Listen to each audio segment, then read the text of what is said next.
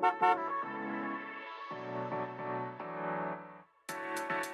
everyone, welcome back to Voices on the Street. My name is Ghazi, and today we'll be hitting the streets of Singapore to find out about people's views on different trending issues. Today's topic of discussion is the declining birth rates in Singapore. Did you know that both Malaysia and Thailand are also facing the same issues as us? Both Malaysia and Thailand has reached its lowest birth rates as of 2022, reaching at 1.7 and 1.08 children per woman. But this isn't as compared to Singapore's very low birth rates. As of last year, we reached our record low of 0.97 children per woman, and this is a 0.63 decrease since the year of 2000. Now, how and why is all of this happening? Well, let's hit the streets to find out more about what people have to say about this. Let's go!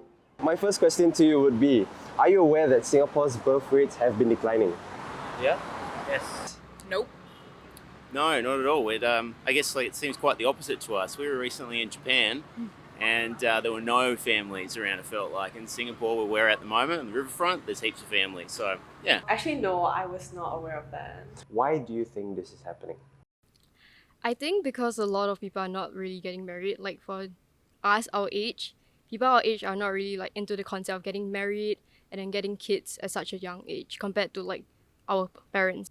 I think it's just that a lot of people just don't want to have babies at this point of time. Like, I think they take a lot of space, take a lot of money, a lot of time also. So like, no one want babies.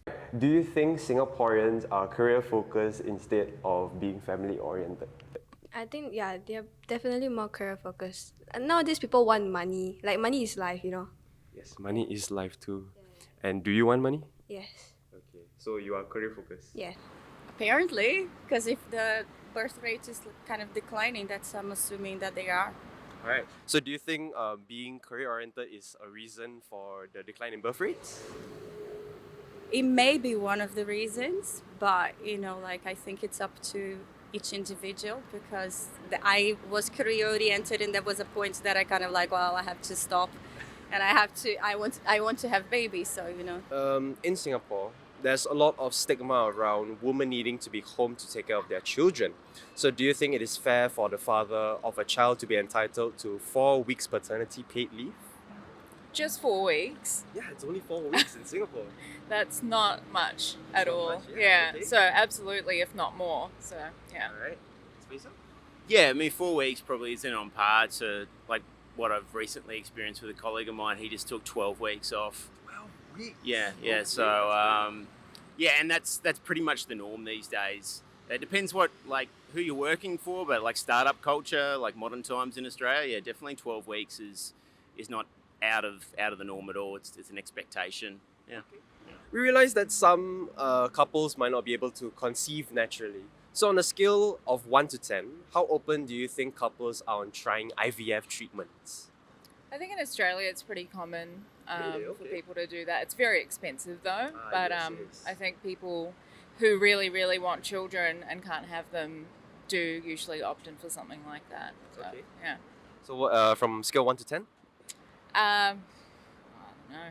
Probably depends on the person, but maybe like a 7 or an 8. 7 or 8, okay. Yeah. Yourself?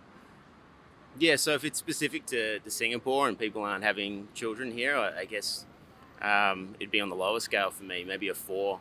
Oh, Yeah. okay. With the presence of IVF treatments, couples are able to start their families at a later stage in their career. Do you think they will consider this option?